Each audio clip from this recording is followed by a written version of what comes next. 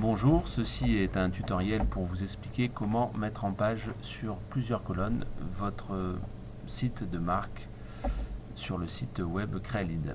Donc ici je suis en l'occurrence sur la marque Coopernet et j'ai un contenu linéaire sur une seule colonne. Je ne parle pas de cette deuxième colonne qui est faite automatiquement, je vous parle de cette mise en page ici sur laquelle vous pouvez intervenir. Alors comment s'y prendre pour faire en sorte qu'il y ait deux colonnes à cet endroit-là? Eh bien, je retourne sur le site web de Crealead, je rajoute /tuto,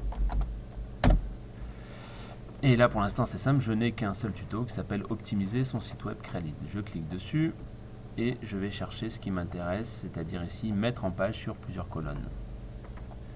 Voilà, donc j'ai quelques explications que je peux lire bien sûr, mais le plus important c'est de copier le code HTML. Car la bonne nouvelle, c'est que vous allez manipuler du code HTML.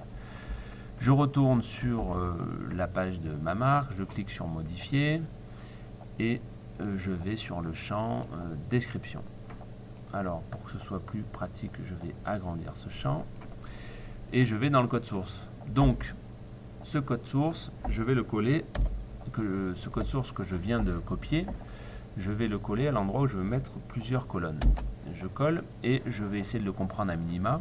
Ici, je vois que j'ai une zone qui commence ici, qui se termine là, qui est de classe row, c'est-à-dire qu'on met en place une ligne. Et à l'intérieur de cette ligne, j'ai trois éléments qui correspondent aux colonnes. Alors voilà, là il faut comprendre ce que ça veut dire col MD-4.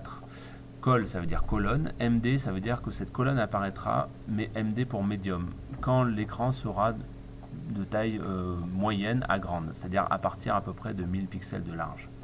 Et 4, ça veut dire que on va prendre 4 colonnes sur 12, parce que le site web de Crealead est fait avec une grille 12 colonnes. Et donc, si je veux un tiers, eh bien, il faudra que je prenne, j'inscrive 4. Si je veux la moitié, il va falloir que j'inscrive ici 6. Donc comme je veux la moitié, j'inscris 6 et je supprime cette dernière colonne dont je n'ai pas besoin. Voilà. À la place de texte colonne 1, je vais mettre le code que je veux justement placer dans cette première colonne. Donc imaginons que je sois jusqu'ici, je coupe et je colle. Ensuite, je récupère le code qui m'intéresse pour le mettre à la place de texte colonne 2.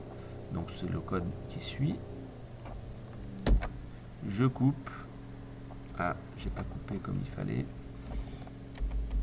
Voilà. Je coupe et je colle à cet endroit-là. Voilà, et je n'ai plus qu'à enregistrer. Donc je me retrouve maintenant avec une mise en page sur deux colonnes. L'intérêt, c'est que c'est une mise en page qui est responsive, c'est-à-dire que si je réduis la taille de mon écran, là j'ai toujours deux colonnes, mais il va venir un moment où je n'aurai plus qu'une colonne, ce qui est le comportement attendu pour un site responsive. Voilà, et bien à bientôt pour de futurs tutos de